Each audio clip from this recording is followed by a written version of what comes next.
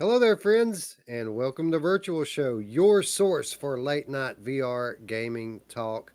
I'm your host, Wes. With me, as always, my good friend Eric What's up, fellas?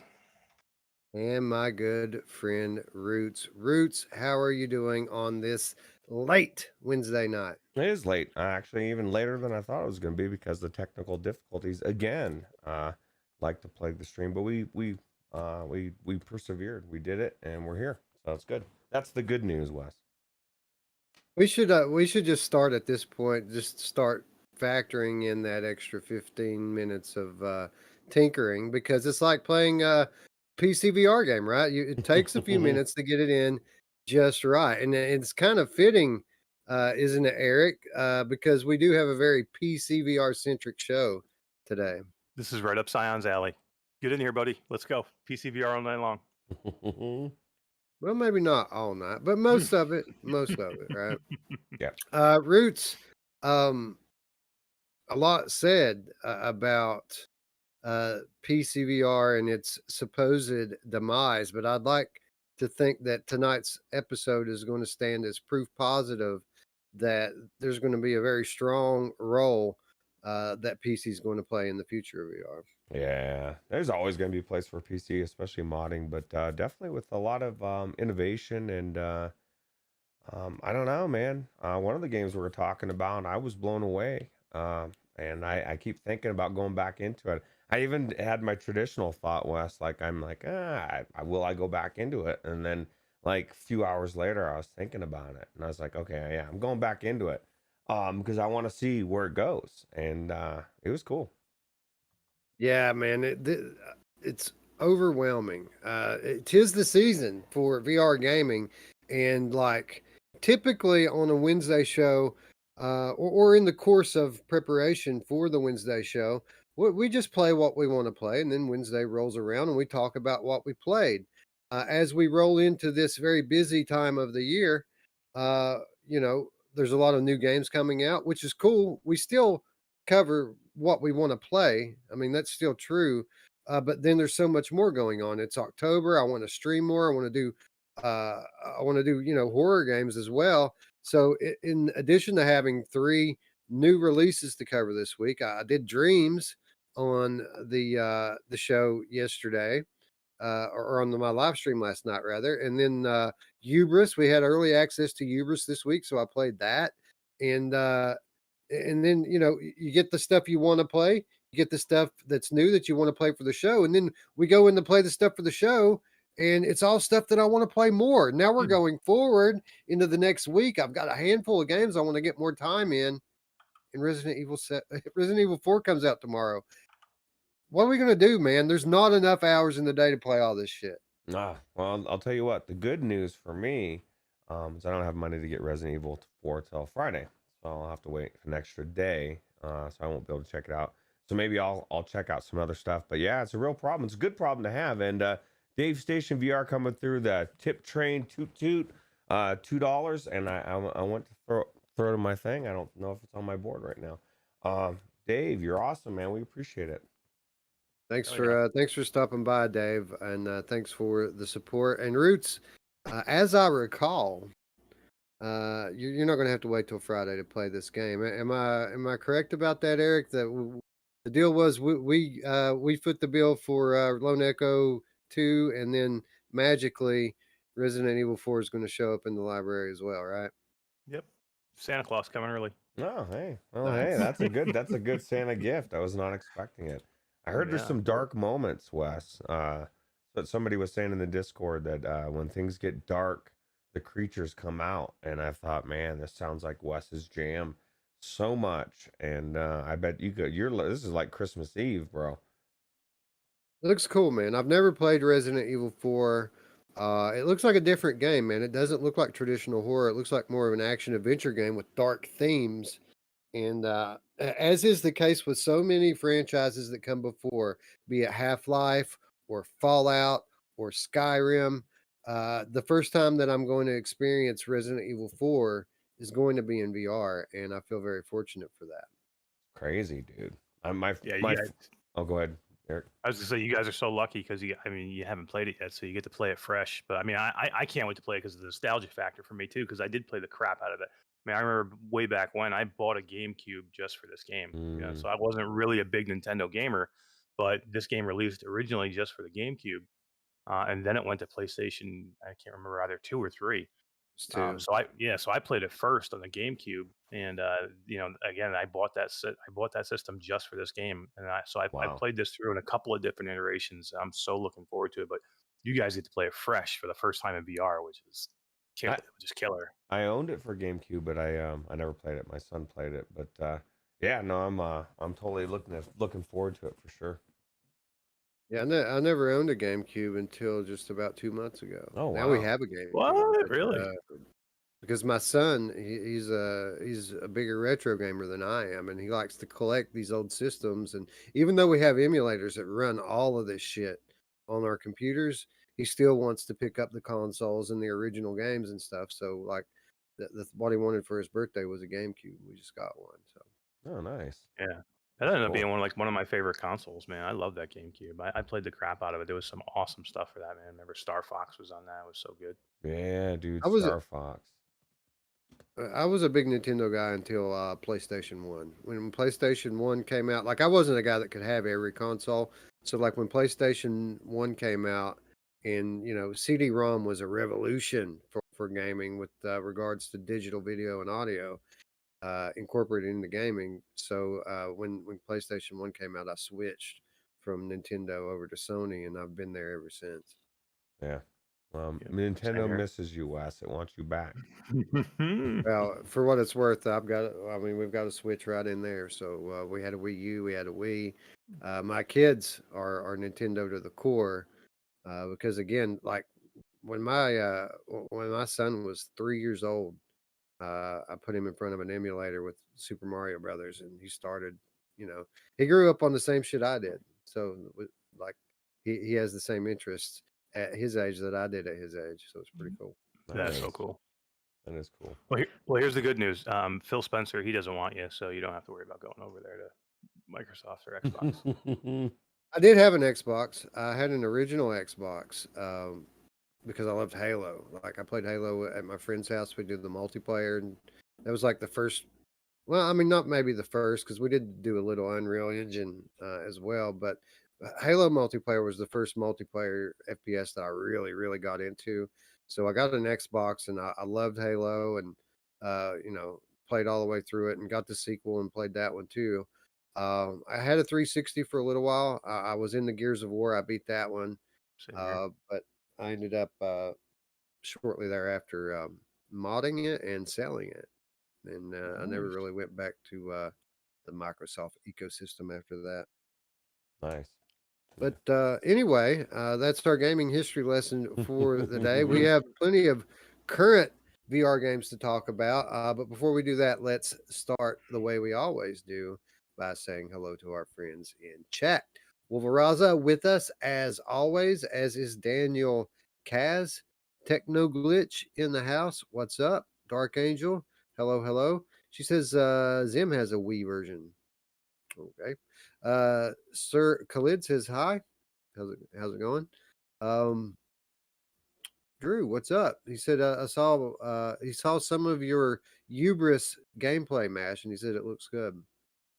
That game is amazing looking, dude.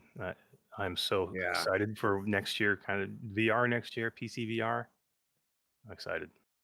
yeah. Roots, did you get to check out Hubris? I have not checked it out yet. No, outside of the show, man, I was just telling Mash today, man, the world's getting so crazy. I'm like, I've been having a hard time getting into any games, and it's not, I just, I don't know. I need to get in there. We got access to it, and everybody keeps telling me how good it is. You're gonna like it, man. The movement's cool. Well, it's not just pretty. Like the movement system is polished. You can jump and climb.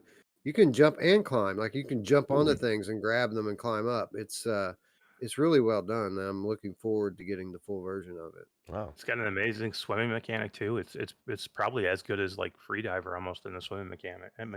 Very, Is the yeah, very swimming similar. mechanic as good as the New World swimming mechanic? Oh wait, there is no swimming. You just walk as a fucking Metal Mario across the ocean floor. I've never heard of that game. Uh, What is that? Yeah, New World. uh, Yeah, no, that sounds awesome though. I definitely, I need hon- to get in there. Honestly, if I had to describe Hubris in one sentence, Roots, it would be, it is what we want Freediver to be. Like, Oh, okay. Hubris, Yeah. Hubris is what when we talk about a Freediver sequel, and we talk about a game that doesn't just lean on solely the underwater mechanics, but has action and on land sequences as well, with the same awesome sci-fi story, and on land environments as well as underwater.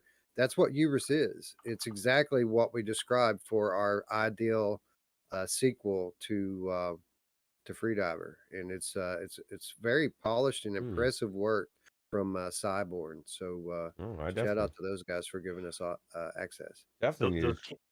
Uh, yeah, de- did those canyons give you serious like Farpoint vibes when you're looking up and like it gave me like I'm like wow, this looks like almost like Farpoint, like you're walking through these canyons and you're navigating these canyons. It's pretty cool.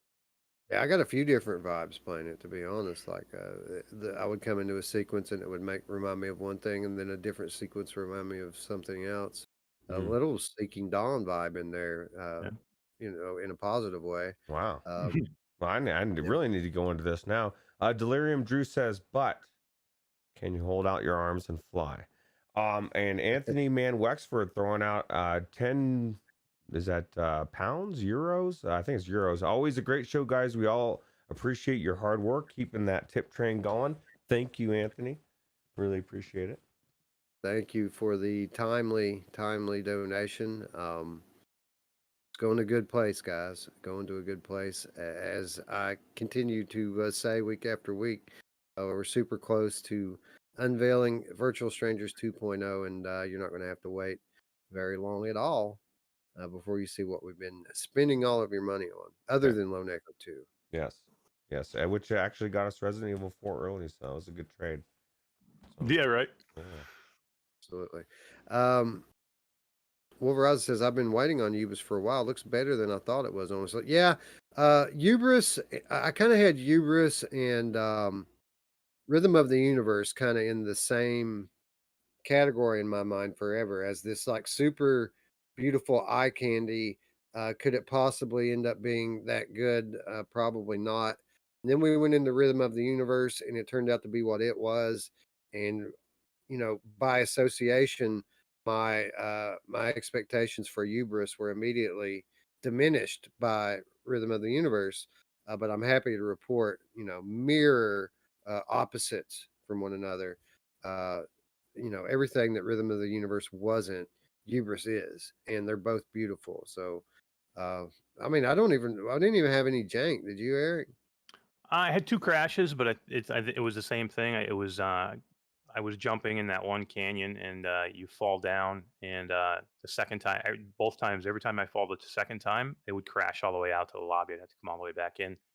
But it's a demo. It's I expected it, so it's not like I was and that was the only thing. That everything else ran smooth.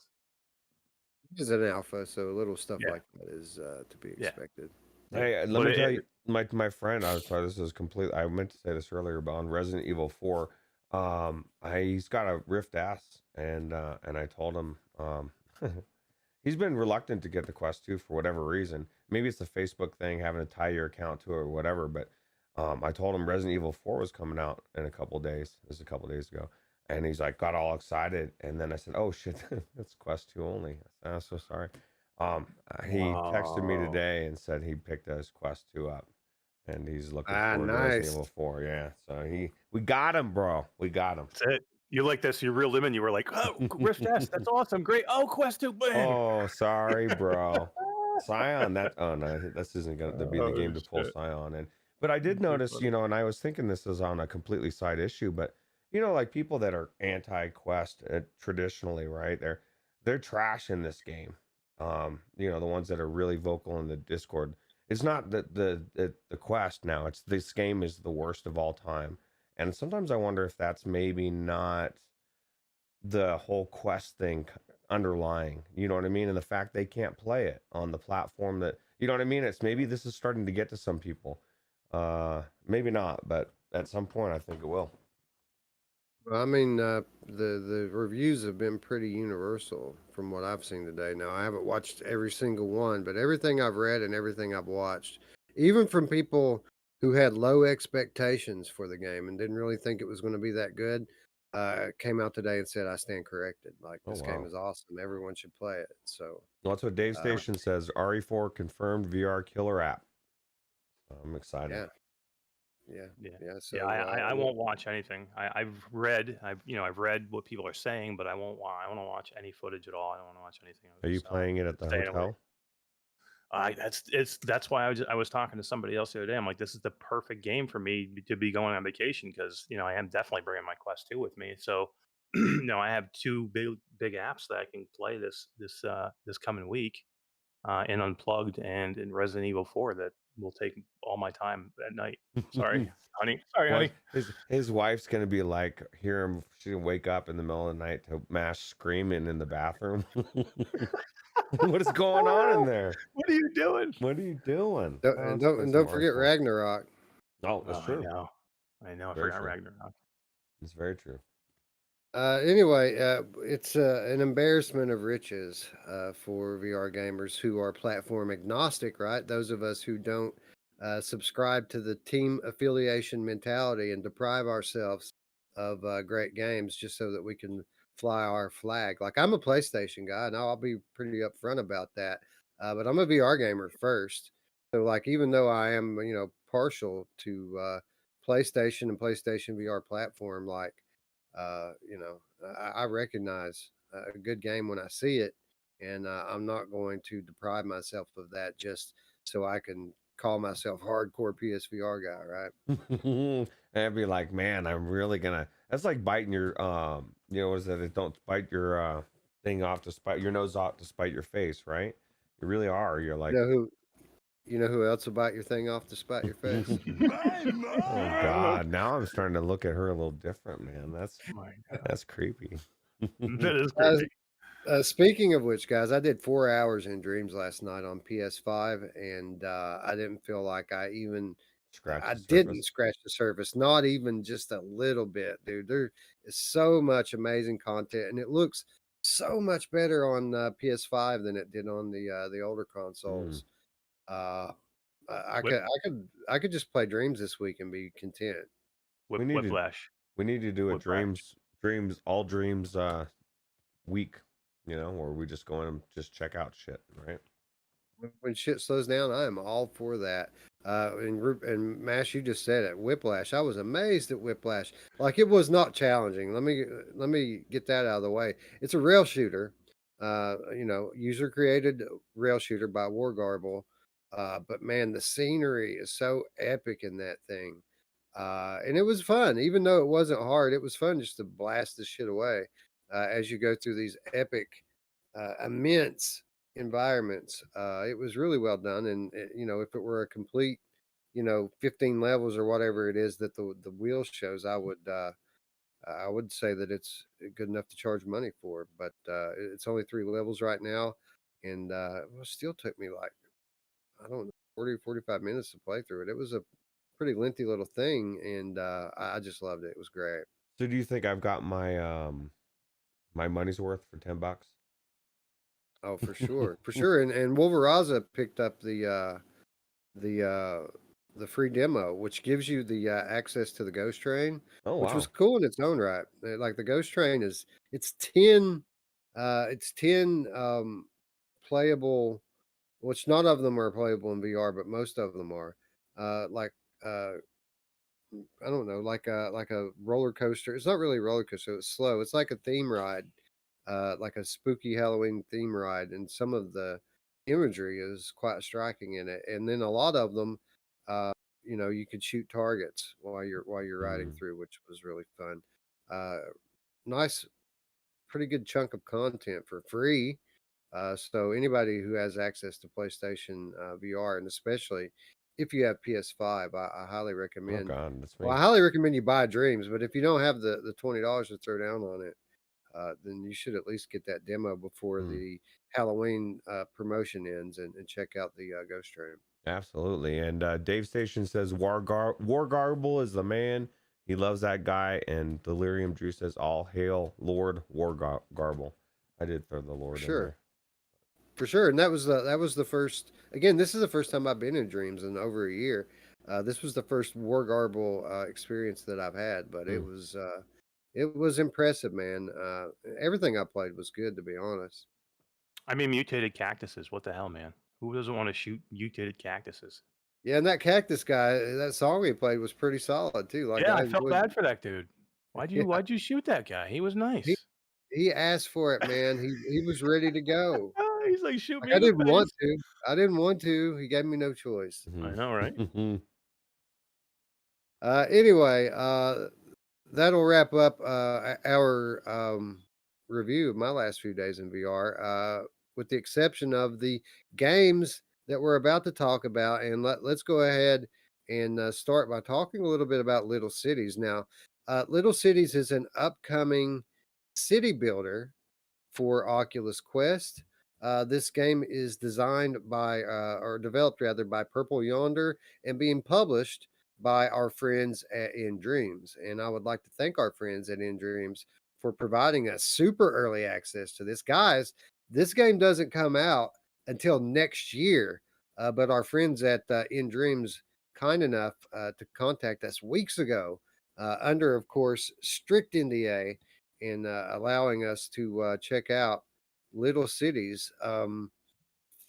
Eric, I mean, there aren't a whole lot of genres that VR hasn't crossed into at this point, but city builders, I mean, there's certainly a crowd for this type of thing. And to my knowledge, I can't think of a notable one in VR as of yet. Can you? No, this is the first, and I'm shocked that it hasn't really been done before because I mean, this is perfect for it, the perfect platform for it. And and I'll just say real quick, I don't like these type of games. I don't normally ever play them. But in VR, this thing was amazing. I had a lot of fun in this game, and I quickly burned through probably almost 2 hours in here. And this game was so cool. Yeah, that was kind of the case with me as well. I do not like city builder games. Like this is not something that I ever played flat. Really, the only type of sim, uh, world building game that I ever enjoyed was Populous on Super Nintendo. But anything else I've played since then has just been too convoluted for me and not interesting at all. And Roots, Road to VR, I think it was, uh, pretty much put the question out there with this one. Do we really need to go into VR for this? And my answer would be 100% yes. Uh, uh, like MASH, I burnt through time quickly playing this game. I enjoyed my time in it. And I feel like if it were on a flat screen, I would have zero interest and wouldn't enjoy it at all. Um, what say you? Does this need to be in VR? I don't necessarily think it needs to be MVR, but it definitely accentuates it. I mean, I used to play these type of games, Sim City, that type of stuff. I enjoyed it, starting from scratch and seeing how far you can get, how advanced you can get the city. I loved even Sim Earth, and like there's some really cool sim games. So I was kind of excited to go in there and check this out. The biggest thing that I would say you can't do flat that you could do in this is get up really close and look at that stuff at the scale of and all the little cars and everything running around. You and Mash were talking about piers and boats and all sorts of shit that I didn't get that far in the thing. But I was very impressed with a couple things. One was obviously the detail, to just how detailed this game is and elaborate and all the things you can do. Um, uh, I just couldn't believe it was just very amazing. I forgot what my second thing was. It just totally blew out of my head. But yeah, it's really cool. Yeah, it's fun to watch, right? Like, you know, the resource management and the organization of it. That's kind of the game. The challenge of it is managing your resources, growing your city to build income faster, so that you can reinvest in your city and grow it how you want to. Uh, that was the game of it. But the fun for me was watching it go after I put the things in Mm-hmm. place that needed to be there. Watching my little town grow into a village, grow into a community, and into a city. Um, that was the fun part for me. And really, I don't think it would come across quite as well were it not in VR, because you can literally, now that you're in three-dimensional space with it, you can watch it grow in front of your eyes. And you can, it's a very tangible thing watching the size of something grow. And who else would attest to that fact? My mom! Technoglitch just reminded Mm. me what I was gonna say. He said it would be cool if you could drop down into the city, and that's my thing. You know, obviously this is so far away. It's next year. I don't know if that's their plans, but that would be something that would make Road to VR. You could say, yeah, this is something you could only do in VR. Can you shrink down into your city and walk around and maybe ride in a car or I mean, that there the potential for that is just would be amazing. Look at that plane landing in there. The detail to this game, like you know what I mean.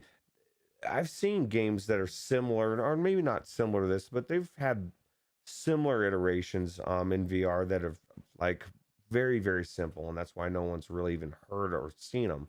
I was looking at some today that are older. This is just looks better than most of the other sim games that I've played. It's just really cool. Yeah, it's pretty awesome. Again, the game is resource management, zoning, these type of things. Obviously a lot of budgeting. Um, but you know, it's interesting, being able to get into something like this very early on, because at this point, the game that we had access to was bare bones. It was literally just the gameplay. There was no instruction, no tutorial, no title screen. You just boot into the game, and you have this little bubble on your hand with a hammer, so you can start building, and you have to mess around with it. And Eric, I think that that's a pretty big testament to how intuitive they've made the uh, the gameplay and the controls in this game. Because even though there was no instruction at all, and this is a very intricate game, I feel like I have a very good grasp of how to play, just by tinkering around with it for a little while, and figuring out what to do. Yeah. Yeah, I thought the same thing. I restarted the game twice because I thought, okay, maybe something happened and I missed the tutorial. So I closed it out and went back in. I'm like, all right, there's no tutorial at all. There's nothing happening here.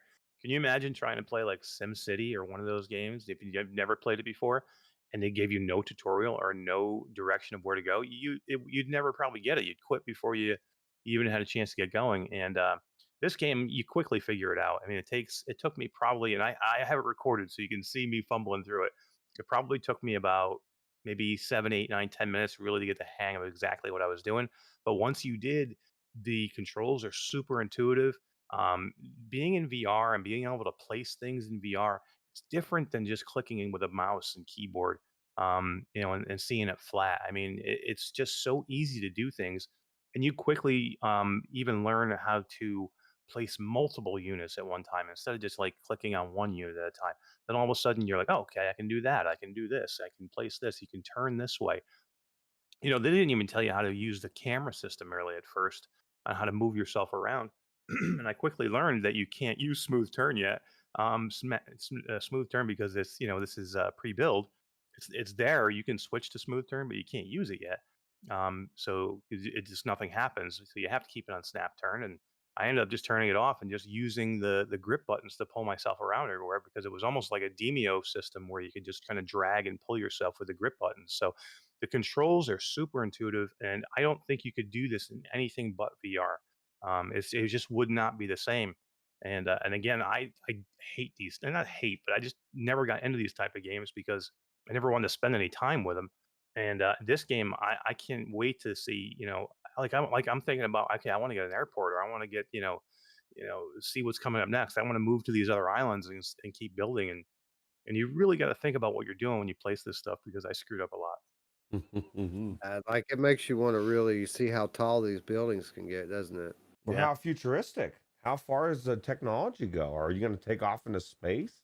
Like I mean, this is I already saw how you went from almost nothing to, you. And that was the things that I really enjoyed was the one Sims that you could go through time, the Earth and stuff. But no, I think Yeah. this is. I've played several. These were used to be really into these type of games, and so the fact that I really enjoyed it and was impressed with how well everything ran, just tells me that it's just a good version of it. So. You spoke a moment ago, Roots, about the potential for being able to take all of this stuff in from ground level, which would be cool. It would give it a unique sense of scale. It makes me wonder, as much fun as we had in this game, uh, does it maybe whet your appetite for a more photorealistic sim game, city builder, like say on maybe PC VR or PlayStation? Like, wouldn't this be cool to like take in with like 100% photorealistic graphics, like Google Earth or something? Look, but again, of course, you're building it all yourself. That would be badass, dude. You could create your own city and then just go hang out in there all the time. Make it as beautiful as you want, or trashy, or like Wolveraza. He says he wants to make a layer, a volcano layer, evil volcano layer Mm. with sharks that are fed with laser beams on their forehead. So Yeah. I mean, the sky's the limit, really. For real. Eric, what say you? Are you more open to playing future iterations of city builder games in VR based off of your experience in this? Oh hell yeah, yeah. I would. I mean, again, VR just makes things so much different, so much better. I play more things in VR that I would never get into flat gaming, and it just makes a big difference. And this game was just really it kind of sucked me in. I don't normally, like I said, I would never normally play this in literally 2 hours, and I was like, I got to jump out of here because I got to get into something else. Or otherwise, I would have kept Um, playing. It was really that cool. And could you imagine if they took like the Microsoft Flight Simulator style of graphics and put that into something like this? I mean, really, there's a lot that they can do here. I mean, I'm not even sure what time next year they're going to have a finished version of this, but they have a lot that they could still do to this. I mean, I hope they do a progression system where you're going to get more technology and you can start to, this gives you a lot of hope for the future. Maybe see like a civilization game. If you see those older civilization ones where you start at the Middle Ages and you can actually build yourself all the way up through modern times. That'd be So cool too. yeah, you know what it really came across my mind, and it's not the same type of game as this, but seeing how cool these little these little cities look in VR in front of your face from this bird's eye view. It reminded me to something I recently read in the news, which was that that Rockstar Games is going to be remastering the first three installments of Grand Theft Auto. And I thought back to the original Grand Theft Auto. For as is always the case, when I hear things like this, the first thing that pops in my head is, "What about a VR? Could this possibly be in VR?" And then I thought back to the original Grand Theft Auto and how it was all top down bird's eye view. Um, and then I thought, that might not be so great in VR. But now, looking at these little cities in front of your face, it makes me realize just how cool like a Grand Theft Auto 1 for VR could be, as you're just looking down into the city as you play. That could be actually a whole lot of fun and really cool if someone were to make a game like that. Yeah, yeah, for sure. yeah. I mean, the sky's the limit. Like Daniel Kaz just said, Jurassic World Evolution game. Any of those theme park builder games would be pretty cool. I mean, Roller there's a lot. coaster. I'd Yeah, love to, right. uh, you Then you know, could, create your roller coaster and then go ride it. oh shit, yeah, Yeah, the Coaster Tycoon or whatever. Yep. yeah. That would probably be good in the Helix Vision, actually. Yeah, that's not a bad Mm, idea. yeah. Anyway, not a whole lot to say here, man. It's a city builder. It's a very detailed and intuitive city builder made for VR. Very early bare bones version of it, but again, Eric and I, this type of stuff normally isn't our jam, but we ended up playing it for hours and only put it down because we had other stuff we had to get to. Really enjoyed it, really impressed with it, and really curious to see how the final version turns out. Little Cities, coming again from Purple Yonder and our friends at In Dreams, spring 2022. Uh, Click the bell and the button to stay up with all the updates regarding this title as we approach launch. Let me ask you guys this in closing. One last question: did you or did you not fund the police? I did. That's one of the first things I I did. like law and order, so I brought the police force and they cracked down on my city, and everybody's peaceful. You know, and people didn't seem to get too upset about it, right? People were happy to have the police state. Mhm. Come Let me on put in. it there. Yeah, they were. Except when I demolished mine by mistake at one point. Oh, then you were I'm like, pissed. Eric's like, fuck this, man. It's 2021. This has got to go. I did the same thing with the school. I don't know what happened there. I look at my watch, and all of a sudden, like, none of your kids are learning anything. I'm like, what's going on? Oh, yeah, I demolished my school to put in a couple of cell towers. Oh, well, progress. Hey, Who needs you, school? And we need more cell towers. you got to make sacrifices. Mm, But you have this happiness meter, right? And if people don't have cell coverage, they're not happy. that's right. You got to give them what they want. Nobody wants to go to school. Everybody wants cell phone signal, right? That's Oh true. yeah. That's very true. Yeah, it's detailed on that level, guys. You have to put in fire stations and police stations. You have to put school in to educate your citizens. I mean, it's very, very detailed, right down to. I mean, I can't think of anything they missed. Honestly, it's all in here. No, I haven't gotten any sports stadiums. Maybe you guys did, but I Oh guarantee yeah. it's coming. So Oh, for sure, it's coming. Anyway, Little Cities. Stay tuned for more on that as we approach the first quarter of 2022. cool. I'm sorry. I said cool. Um, Oh, okay. I thought you had something to say. Moving on, let's talk a little bit about a game that we have covered before on this channel and talked about many times, even as recently as this past Sunday. Hellroad VR is a game that we have watched all throughout early access, pretty much from the inception of our channel. We've been in this game, keeping an eye on it, watching it grow into what it is today. And what it is today is a full scale uh, zombie hell ride from our friends at Travel Lab Replay. Um, Roots, we've played this game a few times before. Nice to finally see this game realize it's the developer's original vision and its true potential. I really I enjoyed returning to this game this past week. Yeah, actually, I made probably twice as far as I did the first time, and I want to go back in there. There was all sorts. I got up to all sorts of different types of weapons, and that's one of the things that's cool is there's so many different ways to kill zombies in this thing. All while I guess you kind of feel like you're Daryl, right, from The Walking Dead, kind of. You got, except for you don't have your bow, but he doesn't really use his crossbow too much when he's riding. More as Uh, badass. I felt like it was maybe even a little bit easier this time, and I don't know if that's just because I have experience in it now, as where I didn't before. But like I progressed right through this thing. I don't even think I died in it. Like when I played it this week, I just ran right through it. Yeah. Well, I mean, we both did have experience. Eric, did you die a lot? Because that would Oh yeah. be the telltale sign, right? Oh yeah. I got my ass kicked. Sorry. I died a lot. No, you know what happened to me is it's just the controls. It's so you're on a motorcycle, and you can use different controls to control the motorcycle. But I wanted to use the head movement, and the head movement threw me off a little bit. And you have to realize quickly in this game that it's not about killing every zombie on the screen. And sometimes it's best to kind of avoid them and drive around them instead of trying to like do what I do is which is I want to run over everybody. So yeah, it had a little bit of learning curve in the beginning to figure out exactly what your objectives are here.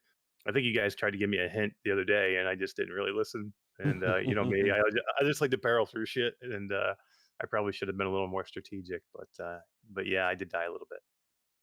It's all about finding the correct balance of killing versus racing because there's both aspects. It is a scored game.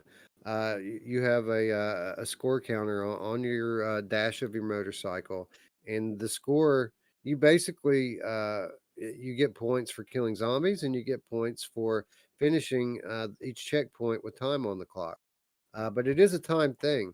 And if you're like me and you're the type of person that likes to hang around and kill every zombie, you're going to quickly find that that's not the approach. Because as you make it to the final scene in the level, you're going to run out of time and you're not going to be able to finish it. So you do have to kill a few and move on, kill a few and move on.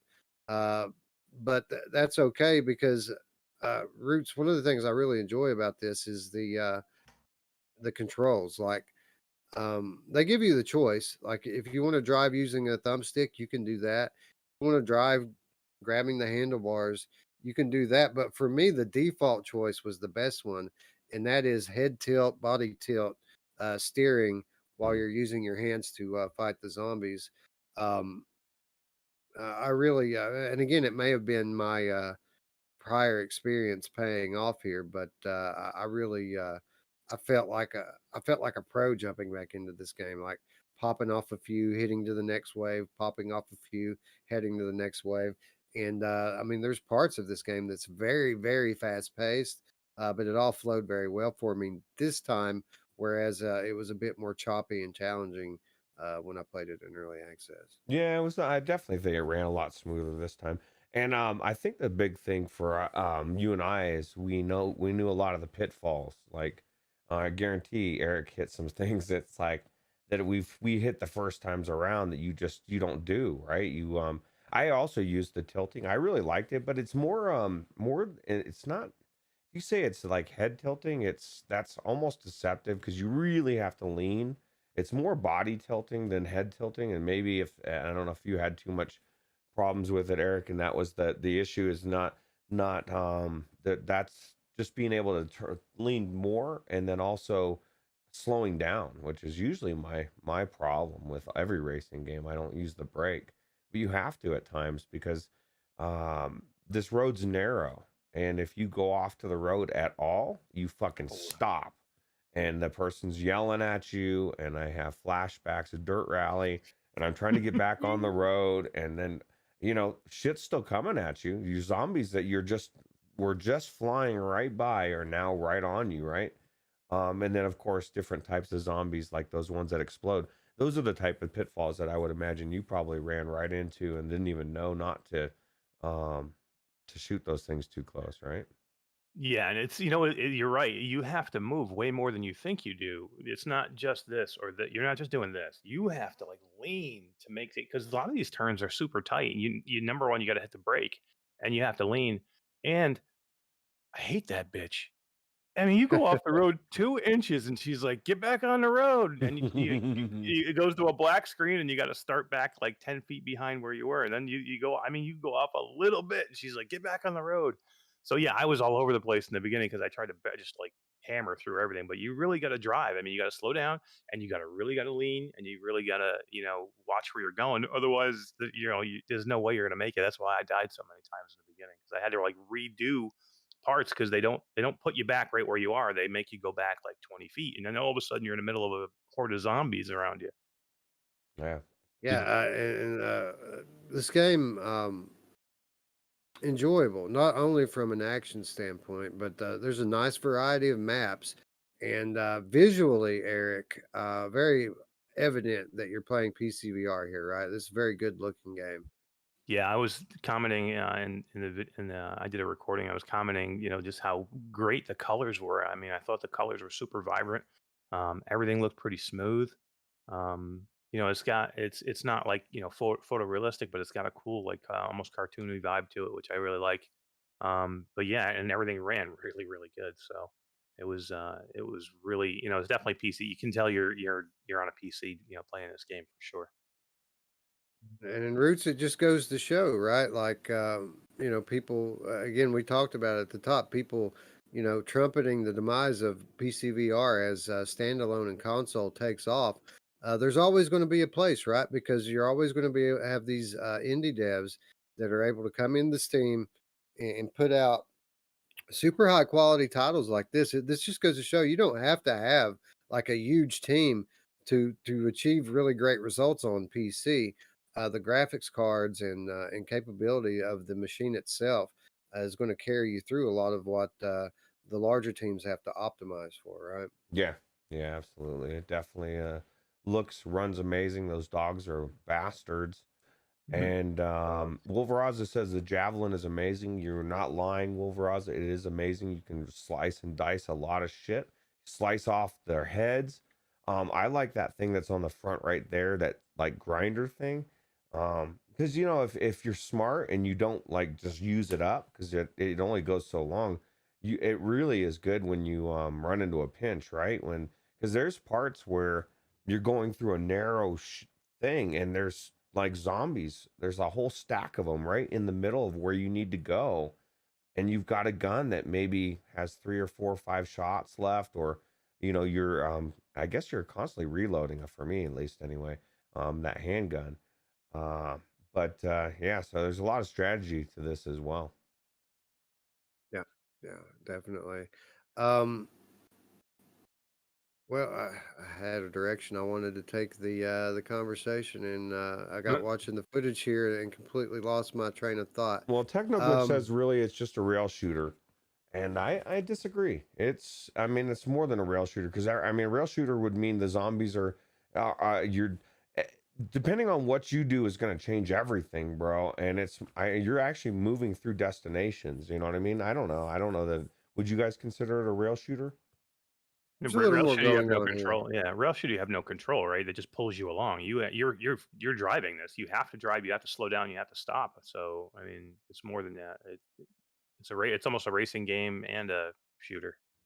Yeah, Right. yeah. I mean, there's certainly a lot of similar elements here to rail shooters, but this gameplay is much more rich than your typical rail shooter because you do have to worry about driving, and because there's so many different loadouts and progression. We should talk a little bit about that. Everything's in this game has a progression system behind it, and that's kind of where what the points are for. It's not just for like leaderboards, but you earn money so that you can progress your weapons, you can progress your bike, you can progress your character, which allows you to even go back and replay some of the earlier levels so that you can do better, and which again, gives you more money and allows you to progress even more. Like Roots, I felt like the progression system here is pretty deep for an arcade style game like this. Yeah. Yeah. It's actually really good.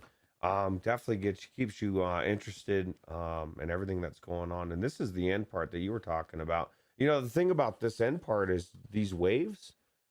Like you'll have different parts. Like you have no control over the time. So this is absolutely what Wes was talking about. If you get here and you think, "Oh man, I got a minute left," you're not doing it, dude. It's gonna take a couple minutes to get through this ending part if you don't fuck up, right? Um, but yeah, it's definitely very deep, a lot more deeper than you would think. And the progression is really good. Yeah, Eric, super fast paced game. Again, it's kind of like a racing game in a sense. Um, Comfort, like I never experienced any kind of comfort issues with this. Like it was completely comfortable for me the whole time. But then again, I have my legs. Do you think anybody's going to have a issue playing this comfortably? I mean, we're probably the three worst judges of that. It's tough for us to say because I mean, we play so much VR, and people ask me this question all the time, and I'm like, I'm probably the worst guy to ask. I just don't know. I'd have to say I can see why people might get a little sick with this. I didn't try any. I didn't even look. Is there any vignetting or was there stuff in here? I always turn everything off, so I didn't notice anything like that. So I don't know. Like I set my settings on this over a year ago, so I yeah, don't right. remember. Yeah.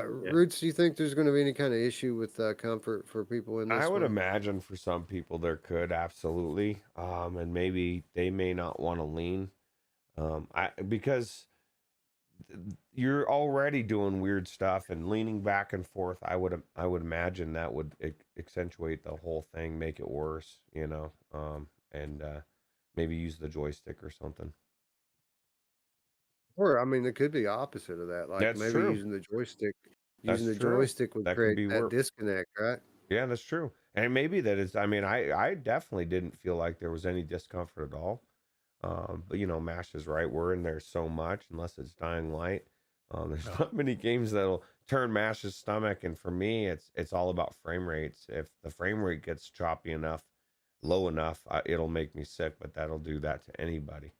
So yeah, Right, and then I mean, it could be the reason that it's so comfortable for us is, I mean, there's a fairly big. I mean, not only are you moving with the bike, but there's a fairly big, impressive dash HUD in front of your well, face, it's and true. typically, people put this type of thing in games uh, because it anchors you to your in-game bike, and for whatever reason, these things typically mitigate motion sickness.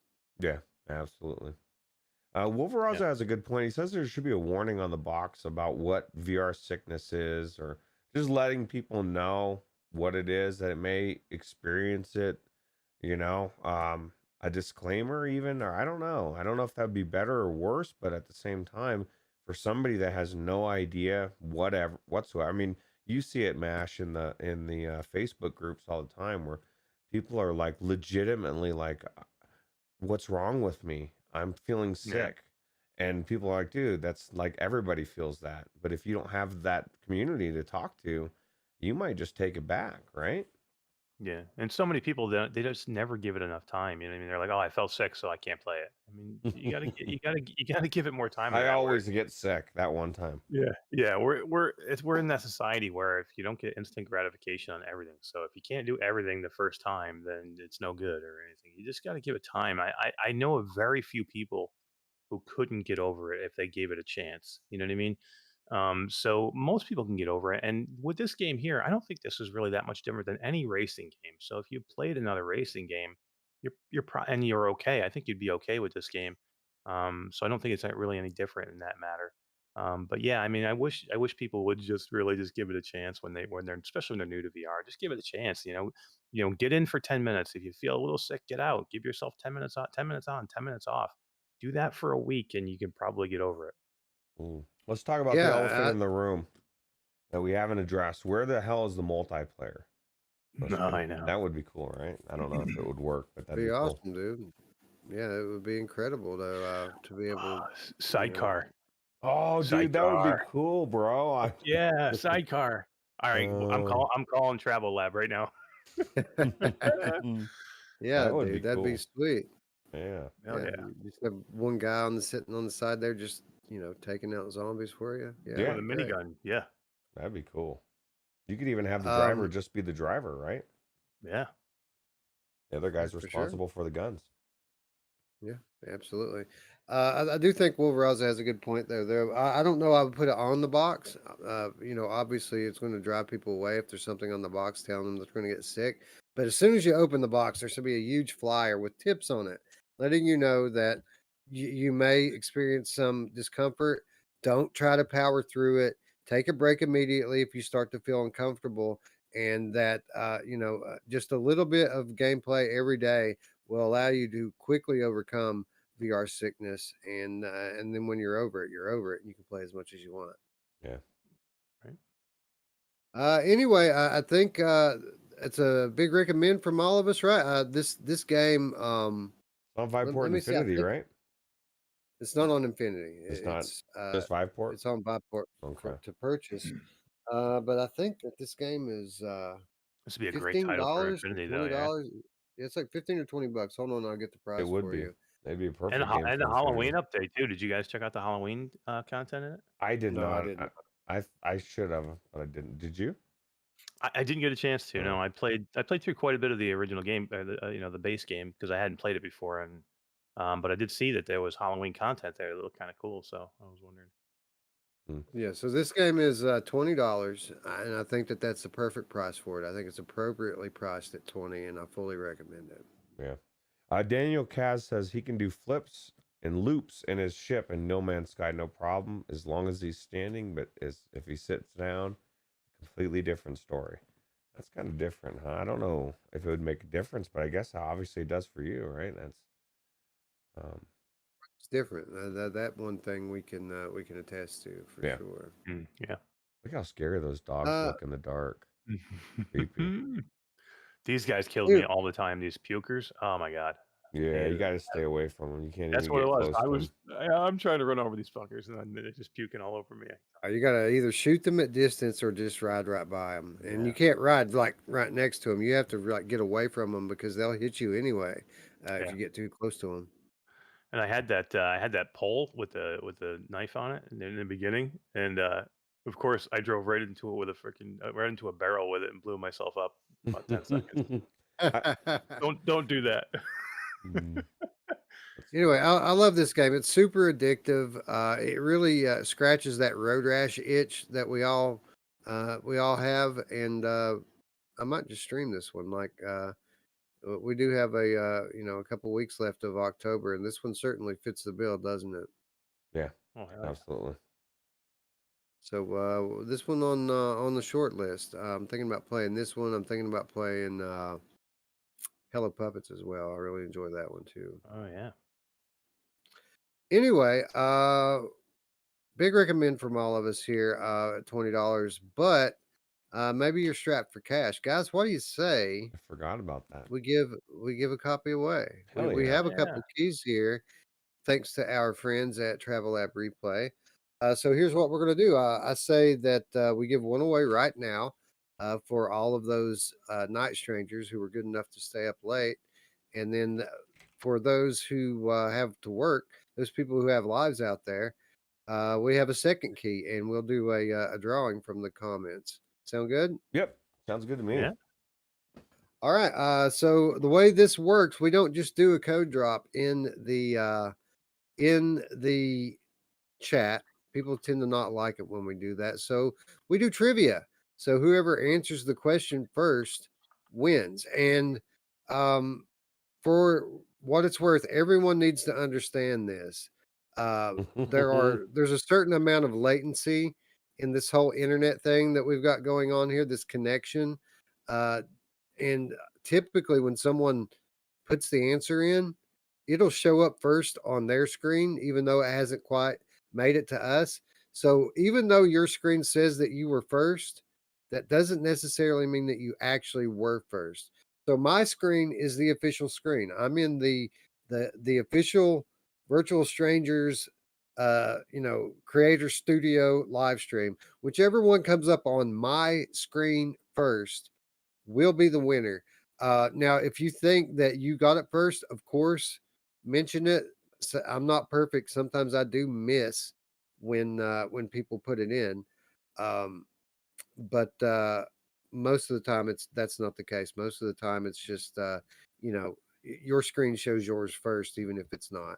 So I'm going to switch over to live chat so that we cannot miss, and we are Top going to chat. ask a Fucking hate Top Chat, dude. yeah, me too. But I'm going to ask a question here, Abraham and Fearless. there you go. You win, Masher. The first person to answer this question in the chat will win a copy of Hell Road VR for their very own on Steam. Question for all the marbles: who is the developer of Hell Road VR? Easy. If we were, it's funny. Somebody will get it pretty quick. If we were in Mash's stream for Facebook, and I don't know Oh my what the god, problem is, we'd be sitting dude, there. Everyone would be like, "Oh, dude. I don't know." Guys, did you? I had Jason Ward on. I try and give the easiest questions, right? So I had Jason Ward on. He was giving away a gun stock. So his name is Mr. Tasselhoff. That's his handle, and apparently it's a name of like some weird book. It's a character in some weird. He throws that out. Like, where did I get my name from? I'm like, are you kidding me? We'll be here for 6 years trying to get this answer. Oh, well, of course, everybody's gonna say David Yeah, right. Hasselhoff. Yeah, exactly. They did, of course. Techno Glitch was like, yeah, Baywatch. Techno Glitch wins. Travel Well, Lab Replay. We said it like 10 times. I set you guys up. Like I said it repeatedly throughout the entire review, hoping that someone would catch on to who the developer was. And Techno Glitch was the guy. So you did it. congratulations. Techno Glitch, hit me up on the Discord after the show and we'll get your key over to you. Now, those of you watching the replay, don't fret. We've got you covered as well. All you have to do to enter to win a copy for yourself is three things or two things. You don't have to do two things. One, subscribe. You got to be a subscriber. If you're not a subscriber, you don't get free games from me. Hit the red button. Secondly, leave a comment down below saying that you would like to enter the drawing. 1 week from the night, we will draw live on this program and reward the winner. So that's it. Subscribe, leave a comment saying that you would like to enter the giveaway, and 1 week from the day, we will pick a winner. Well, Wolf Raza says he's going to keep answering Baywatch. He says eventually it'll be with the law of averages. It's got to come up. I'll try to figure out a way we could do that, right? Yeah, well, if we ever want to make sure that Wolverize is the winner, we know how to do it, right? Yeah, that's right. Yeah, really. Yeah. Anyway, congratulations, Techno Glitch. Good luck to everyone out there and all of you in the chat. I mean, if you want a copy of this game, enter in the comments. We're going to draw a winner 7 days from now, and of course, big thank you to our friends at Travel Lab Replay, not only for providing us with review access, but providing us with a couple of keys to give away as well. Super cool, Awesome. guys, and congratulations on a pretty awesome game launching into full access. Talking to the guy, he seems like he's pretty happy with the way the game's performing, and it's no surprise. It's a really good game. Absolutely. Yeah, it's just kind of one of the games got that one more hook. You know, you're like, I want to do one more run, or I want to get some more points so I can level up that awesome handgun or something. You know? Yeah, absolutely. Yeah, well, I mean that's half the fun, right? Is coming up with new ways to dispose of these zombies, and there's a nice variety of weapons, all upgradable. I mean, you can really sink some time into this thing. If you don't have 1,000 games you have to play, right? Yeah, right. Yeah. Speaking of a time sink, this next game is a time sink from hell, right? Dude, Eye of the Temple has been in development for 5 years. The whole hook of this game, this of course is kind of your Indiana Jones simulator. This is an exploration game with some puzzling elements, even some combat in this game. But it's all about exploration, and the whole thing is this game is a true VR room scale experience, the likes of which I've never played before. Like, this is the most room scale game that I've ever played. And when you come into reviewing a game like this, the question that you have coming into it is it a gimmick? Is it a gimmick? I mean, there's two schools of thought with this type of game. One is it's a gimmick. It's room scale for the sake of room scale. This is just meant as a hook to draw people in. It's a gimmick. The other way of looking at a game like this, the other camp, if you will, is this is what VR is supposed to be. This is what VR was meant to be. This is what everybody envisioned when VR became a thing for consumers. We all envisioned games like this. So which one is it? Is it a gimmick or is it the way VR was meant to be? Roots, uh, my opinion on that is kind of both, right? It kind of is a gimmick, but this is kind of what VR was always meant to be, right? Yeah, it works. It's a I guess it's gimmicky in the sense that it's like you said, it's what we think everything that VR should be. But I don't know if and so I'm kind of torn because I even saying it's a gimmick doesn't even sit right with me because I had so much fun in this thing. I like you nailed it with what you said. It's an adventure. The first room or two, I thought, okay, this is cool. Very, basic things. You're stepping from platform to platform, you're turning around doing all sorts of stuff. Then it starts going up. I start going into very elaborate rooms. I start having ceilings coming down on me as I'm trying to get through. I'm having to roll on those barrels and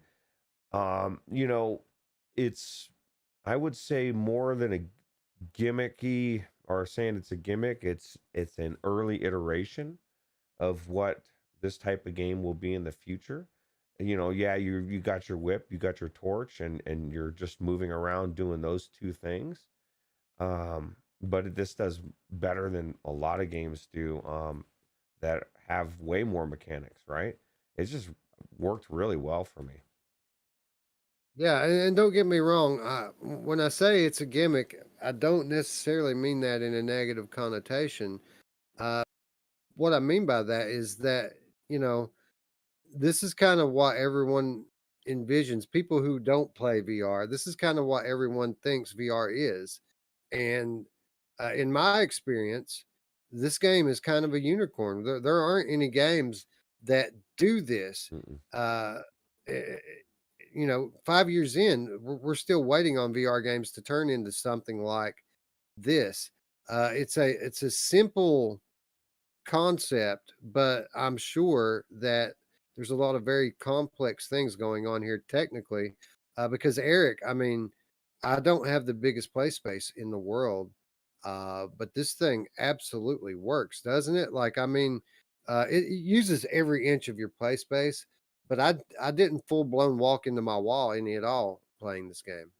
Yeah, this game shocks the crap out of me, and I don't know if you guys did the same thing I did, but I I had to keep taking my headset off because I kept thinking I was going to be walking into something. I'm like, I got to be right at the edge of my play space, and I would pull my headset up just to make sure where the hell I am, because I was like, I got to be like somewhere near my computer or my monitor or my mic or something that I was going to freak out about, and I wasn't. It kept me pretty much right in the middle of my play space, even to the point where they say 2 meters by 2 meters, which is what 6 feet by 6 feet. So Okay. I Yeah, actually six made by six. yeah, I actually made one 6 by 6, play space exactly 6 by 6, just so I could see exactly where I would, how it would work for me.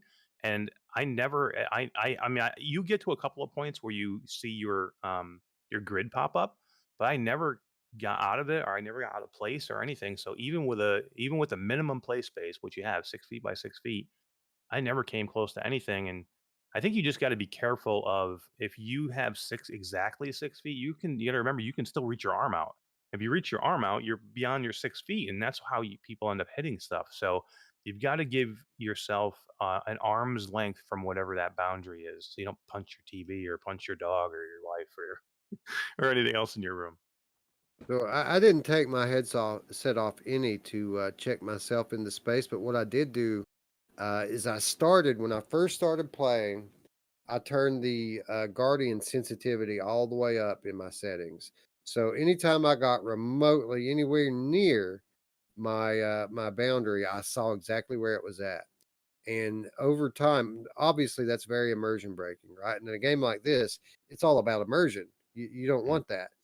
So over time, as I came to trust the system that they've built here more and more, I would periodically go into my settings, turn it down little by little by little to where at the end it was almost all the way down because I knew I wasn't going to hit anything. Now there was a couple of instances where, my elbow rubbed the wall a little bit, but I never felt like I was in any real danger of doing any real damage, which is amazing because Roots, I didn't do a perfect 6 by 6 square. I did a bit of a larger area, but it wasn't uniform. Like it was Mm. this weird polygon shaped area. With there's a wide area over here. There's kind of a narrow area in the middle, and then another wide area over here. And it used all of it, man. Like it used every bit of that space, even though it had that odd shape to it. It somehow tailored the game around that. Mm. Uh, you can tell a lot of work and testing has gone into this over the last 5 years, right? That's crazy. And you know what's crazy? How risky this is. Okay, so I don't like, Hmm. because the Quest 2 has some weirdness with its boundaries sometimes. You go in and it says it's not there, the Guardian. Even though you made one, you got to create it again. Everything that Oculus does has some weirdness like that, whether it was CV1, there's always some weird little, unplugging USBs or whatever. Anyway, I so when I get in there, I just draw a big, huge one. Like, I mean, it's through my desk, it's into part of my wall. I didn't reset shit. And I literally did walk into the wall. It walked me into the wall one time. My fit, boom, like oh god. So I was really paranoid, but I didn't think to, I just thought it was going to use 6 by 6 feet. I'd never thought occurred to me that it's going to tailor to the actual space if you use bigger space. So I walked myself into that wall. It was very sketch. But you know what's crazy about it is the way everything, and we've talked about this before, the way this is all done, right? So you're going through, you're starting here, like in just an example, you're walking forward on this or going on this barrel, but you're not. You're having to walk backwards as you're going forward. Makes you feel Yeah. like you're going forward, but it's moving you backwards in your space. Then it gets you into a square and it makes you turn and go back. And now you're going down across another platform, a different direction. And it's what I've said before, where it's leading you. It's leading you in this big circle around your room. And to you, it's intuitive. It feels like you're really in there. If somebody was watching you, like, what is this guy doing? He's just going around in circles, right? It's just so cool. They did it so well, and everything else is cool as well. Like the mechanics with the fire, and it's a puzzle game in a sense. At times I felt a little overwhelmed. I got into a couple different areas, and I'm like, there's so many different ways to go. Which way do I go? So now I've just got to go one way and find out, oh shit, this isn't the way. Come back down.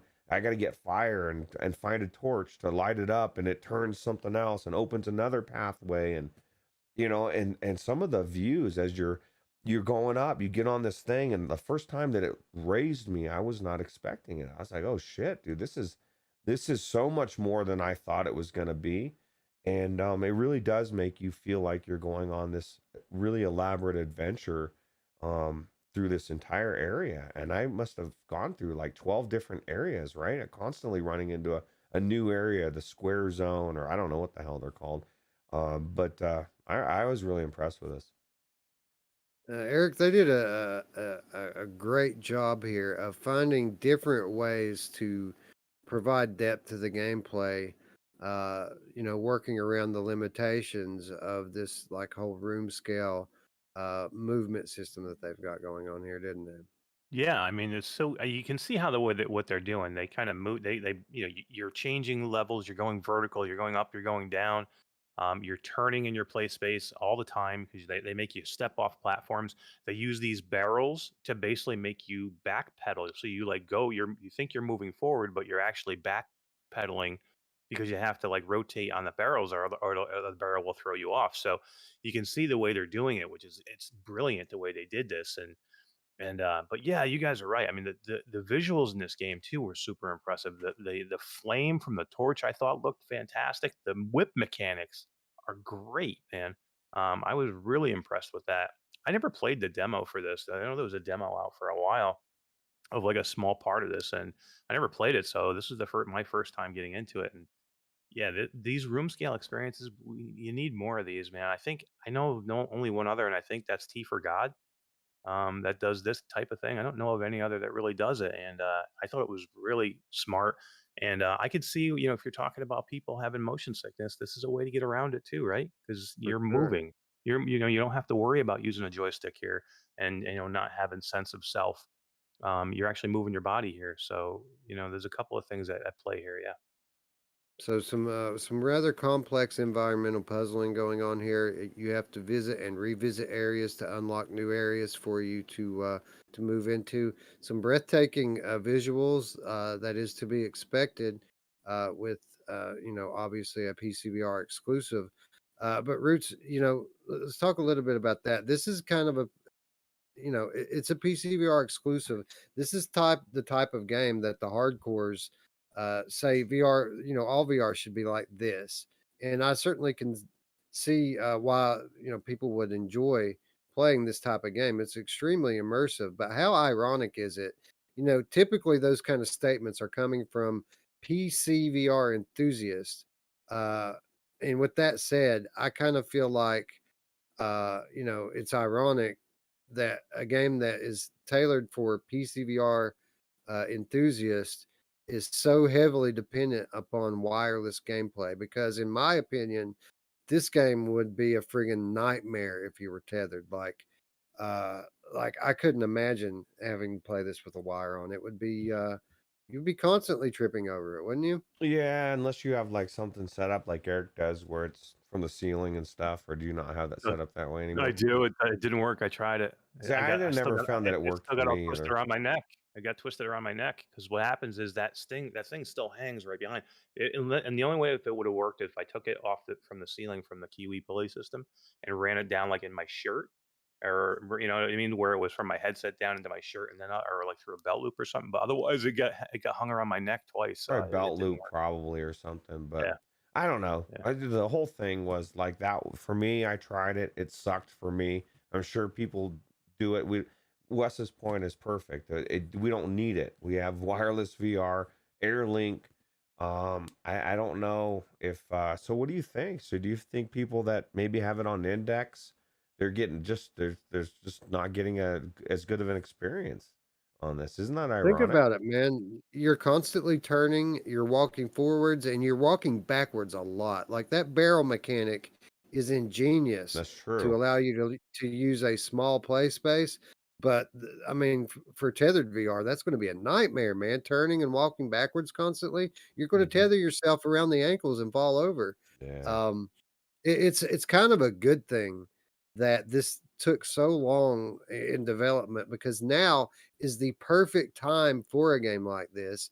Um, I kind of feel like if Oculus was still wanting to push PCVR and promote Oculus Quest as a wireless PCVR headset, it would have been great for them to like buy this game from this guy and launch it as an exclusive because I mean this is the perfect example of what Oculus Quest brings to PCVR. Yeah. Absolutely. And people don't think of Airlink. As a matter of fact, that that my friend that picked up the Quest 2 today, he said I just picked it up. So now I just need to get the link cable. I said, "Yeah, cool. You should get it." I said, "But you don't need to, bro. Airlink." He said, "Well, what's Airlink?" So I started telling him what it was, You don't that's the beauty, man. Like I don't know, wireless VR. Wolveraza, I know he sings to the you're preaching to the choir, Wolveraza. Definitely, I think it's an amazing thing in VR, especially for a game like this, right? I don't know that even if you could do it in VR with the other headset, I don't know that I would want to. It's just not. It's already sketchy enough that I'm walking around smacking my face into the walls. Mm, Simplex said he almost broke his TV. You know what I mean? So I don't need to add, tripping over my cord to that mix. yeah. Setup is key here, and wireless is as well. You want to make sure your guardian boundary is perfect, and you want to make sure you have plenty of space, Mm. and you don't want to be tethered.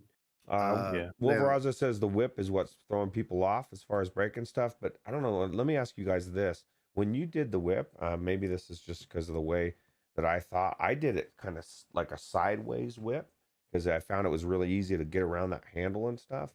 And then Hmm. also, I'm a lot less likely to break shut either my controller or something. If I do this, it's a lot different than this. You know what I mean?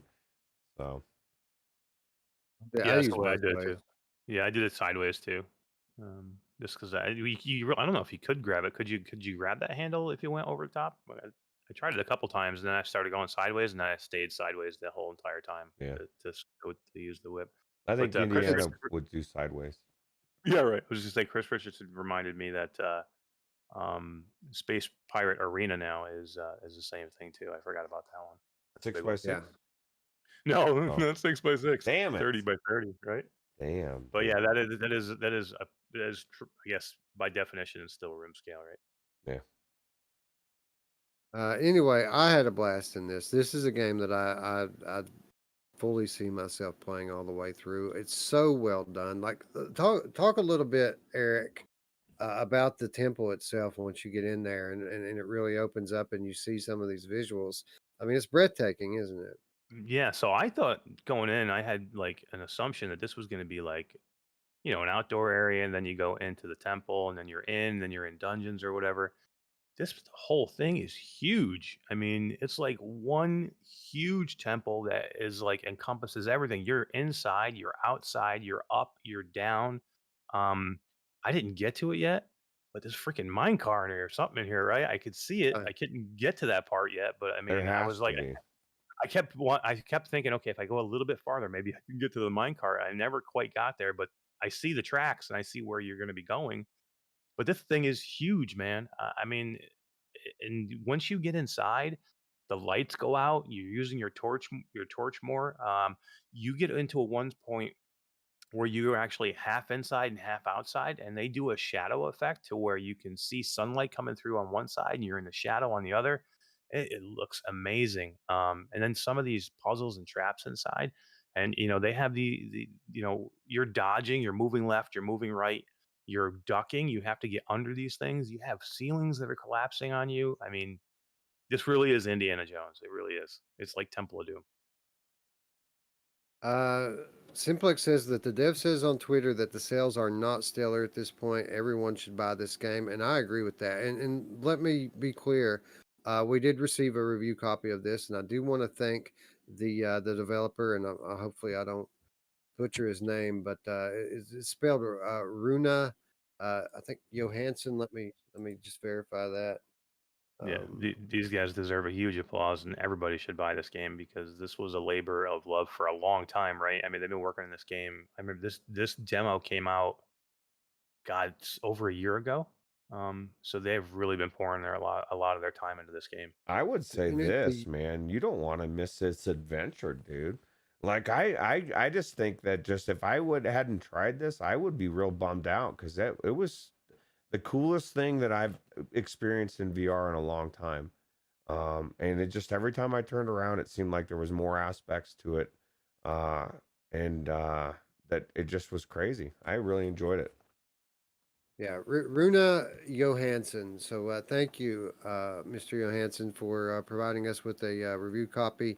I agree. I think this game is a unicorn. I think that this is everybody's vision of what VR was going to be way back from the earliest days, and we finally have a game now that really does it.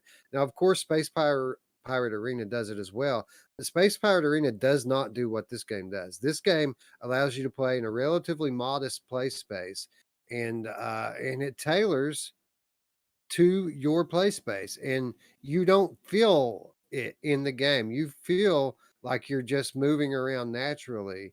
um, the algorithm that they've put together uh, is magic, and the game is beautiful and it sounds great. It's challenging from a puzzle perspective. There's battle. I mean, this is a true to life Indiana Jones adventure for VR, and it's comfortable room scale. Now there are some caveats, of course. Again, you want to do this wirelessly, um, and you want to make sure that your play space and your guardian is set up correctly. Guys, this was one of the this was the first time that I ever really regretted not having like the regular AirLink working on my setup, because I played this through virtual desktop, and at first I couldn't get it to work because for whatever reason, like the Steam VR boundary wasn't like copying over my Oculus boundary, and it wasn't allowing me to set up a new boundary in Steam Mm, VR through virtual desktop in the next room. So I didn't think I was going to be able to play it without a tether. But at the last minute, the last thing I tried was booting the game without booting Steam VR first. So like in the beginning, I would boot Steam VR and try to boot the game out of that, and it wouldn't work. It would tell me my play space wasn't sufficient. After that, I closed Steam VR, went into virtual desktop, and then just loaded the game straight from my desktop, and it let me in, and it worked, and it used my Oculus boundary when it did that. So it does work with virtual desktop. I would have liked to have been able to use AirLink, but I tried again, and it didn't recognize my computer. that's weird, Yeah, man. we got to troubleshoot that for you. We just get together Get and it done. brainstorm it. We got to Yeah. figure that out. Yeah. Simplex. I think I need to try to change the channel on my router. I think some certain channels don't work as well with Airlink. Okay. Simplex says, take a hint from him, make a healthy buffer, so that you don't almost break your TV. At least you didn't break it, Simplex. That would suck. Yeah. He said he did Anyway, hit it though. I think that out of all the awesome games that we've reviewed, even this month, I think this is the one. This is the must own. I think anybody who has wireless VR must own this game. It's incredible. It's one of a kind, and I can't recommend it highly enough. I was super impressed with this. This is one of those games like Roots talks about the type of game that when you're not playing it, you're thinking about playing it. Like I can't wait to get back into this. And let me see what the retail price is here. Like if it's $30 or less, then I think it's a must own. And this is Colorado one of time. the oh yeah, Colorado time, gummy time. This is one of those games that just you want to put people in VR, right? So if Yes. people come over and they're like, "Oh, show me what VR is all about." Can you imagine getting somebody in this who's never done VR and they're like, "Holy crap!" They blow their mind with this thing. Can you imagine having a 10 by 10 room? Like some of these, I don't have that much space. I've definitely got more than 6 by 6, but having unlimited space to where you're just not worried about it. You have 100%. You're not worried at all about hitting anything. That would be nice in something like this, right? Yeah. So get this, guys. This game retails for $20 US. It's on sale right now Holy with a crap! launch promotion. It's $18 Oh right now wow. for this game. This is a $30 game, guys, for $18. Everybody go buy this game right now. It's amazing. You won't be sorry. I promise. I promise that you're going to know well before the return window Hmm. is up that you're not going to want a refund That here. water looks This so is good. It awesome. does. Yeah, that is kind of my one negative thing with this game. Like, can we not be in 3 feet of water without dying? Like you fall off the pedestal into literally 3 feet of water and you're dead. Poison Like water. that should Yeah. that should have been like super deep water there. But The spikes uh, make sense. When you fall on the spikes, you're gonna yeah, die.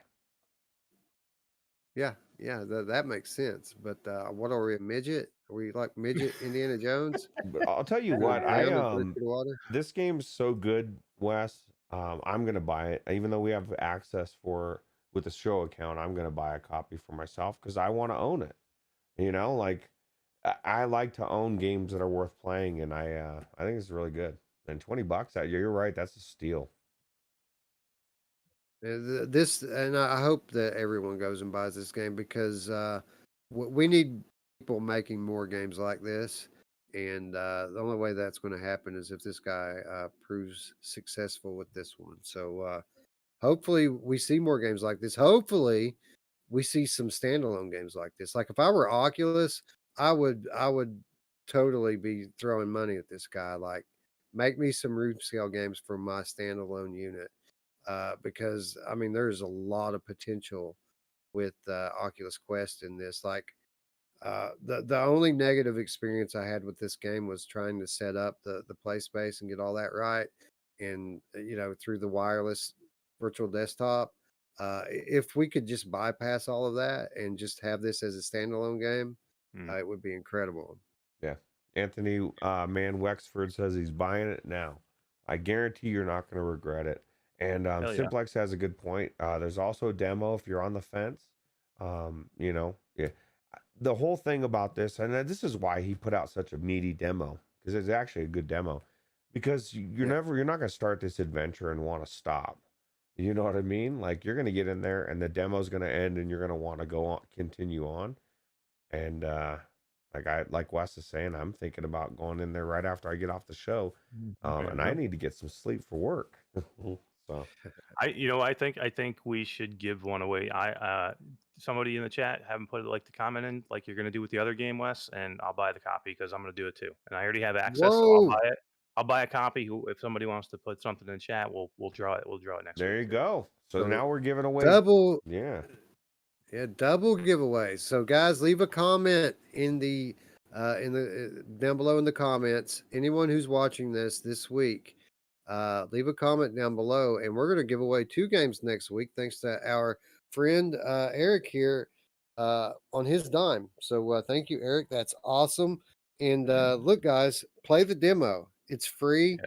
It's amazing. And if you don't want to wait for us to give a copy away, buy this game. It's amazing. It's cheap. A lot of work went into it, and it's in a league of its own as far as room scale VR goes. So Yeah.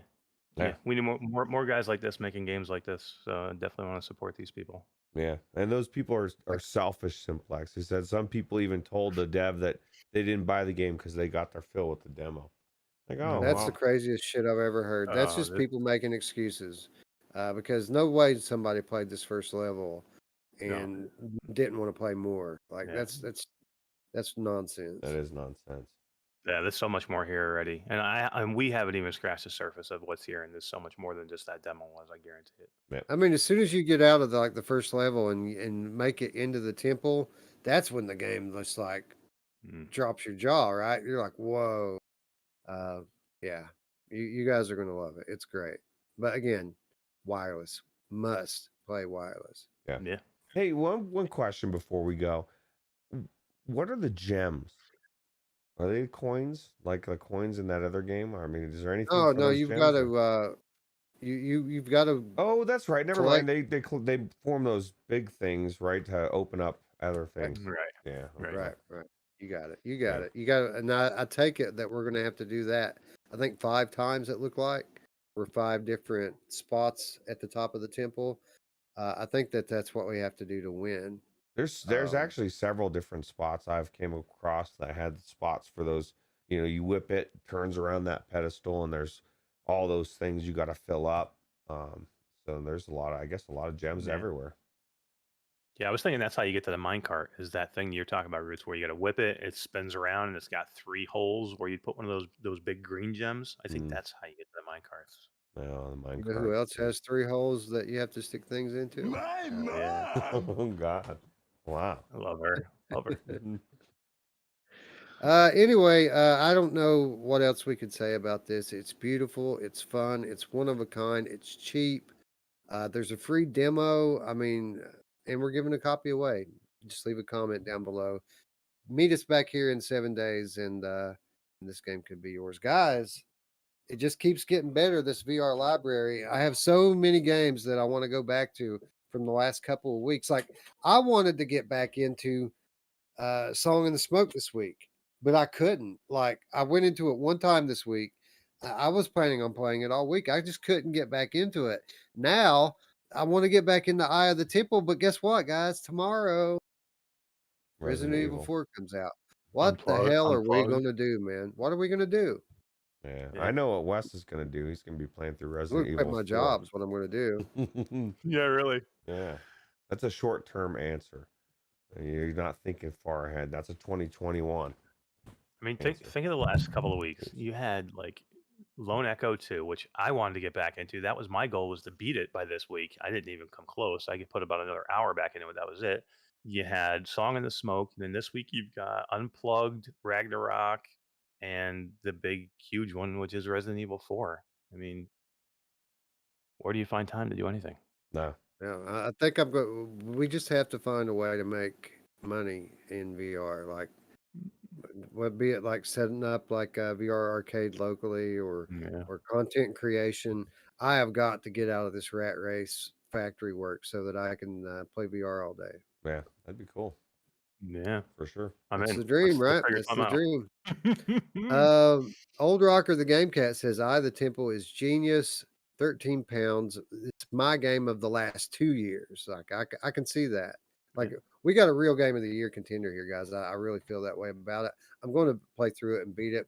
I mean, that's an obvious must. And I think as unless they just bombard us through the whole end of the year with new releases, I think that most of the month of December we should spend playing the games that are game of the year contenders. Like we need to get some real time in these games because I feel like the competition is going to be as steep this year as it ever has been before. So we really need to have our ducks in a row when it comes down to time to pick winners. Yeah, absolutely. Chris Richardson says he played the demo a year ago, just picked it up, and we're killing his pocketbook, which is good for the dev. Awesome. So, So thank you, Chris, for buying the game. Thank you, Anthony, for buying the game. Thank you, anyone else out there who picked it up. You're not going to regret it. It's amazing. yeah, and Wes is thanking you because you're helping all of us, and we want more of this game. We want this developer to be like, I guess it would take. Simplex says it would take a publisher to. He has no access, no resources to move it over to Quest, so somebody else would have to pick up that tab to join his team, I guess. Yeah, Oculus? Oculus should be. Come on, what the hell? Yeah, that's true. Put some Facebook money behind some of these people. It makes sense. Is it Facebook? What is it It's called now? Horizons. I'm sorry, it's Horizons. Horizons. Yeah. We're going to talk about that. We're going to talk about that on Sunday. That'll be in the headlines for sure. Oh boy. Anyway, I think that's going to wrap us up. We need to get the hell off of here so we can go play some more VR before bed. I want to thank everyone who showed up in the chat. You guys rock. I want to thank everyone who's watching afterwards. You know what to do. If you like the video, give it a thumbs up. If you're new to the channel, click the big red button and that bell to stay up with our ever increasing content library. Dudes, we're getting better at this VR content creation thing. What do you think? Yeah, absolutely. It's getting there. The shows are getting good, man. The shows are getting good, and part of that is the game's getting better, and part of that is us getting more experience. So thanks to everyone for your support. If you want to do a little something extra, of course, there's a link down below to our Patreon.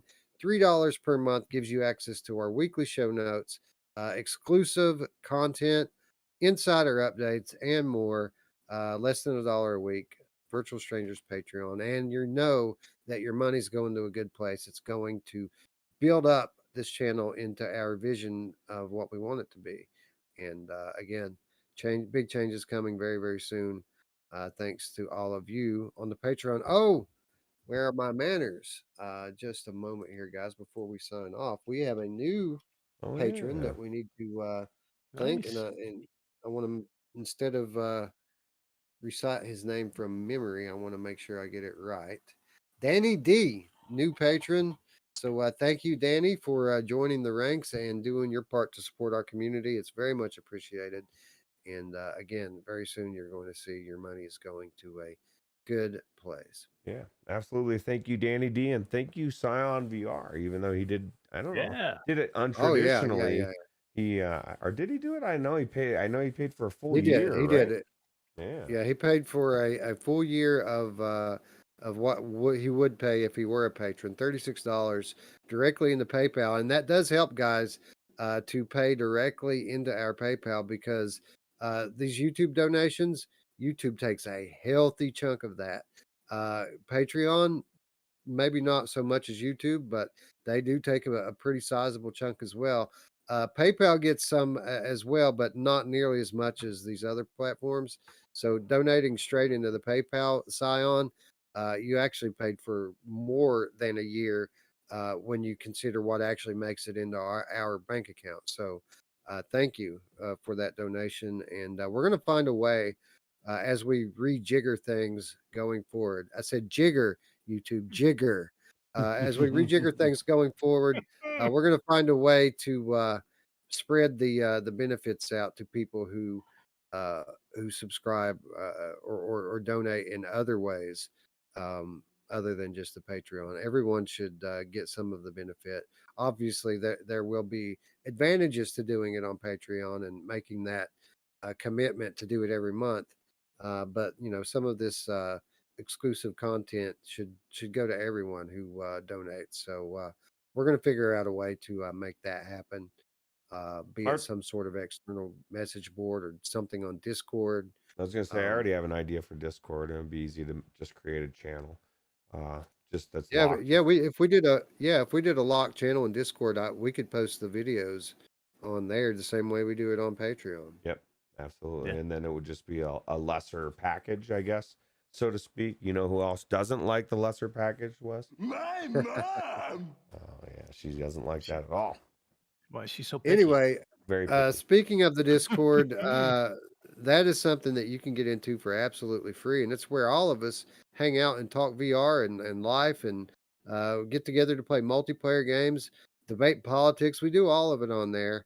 Um, there's an invitation in the description down below for you to join the community as well. We've had a nice little insurge of new people joining our community on Discord. So, welcome to all those people. And the door's open, guys. Any of you who want to join the family, it's as easy as one click, maybe two. But you'll find that in the description down below. Yep, absolutely. Anyway, with that said, friends, I'd like to thank you all once again for watching. For Eric and Ruuts, I'm Wes. We will talk to you very, very soon, friends. Thanks again. Bye bye. Take it easy. See you later.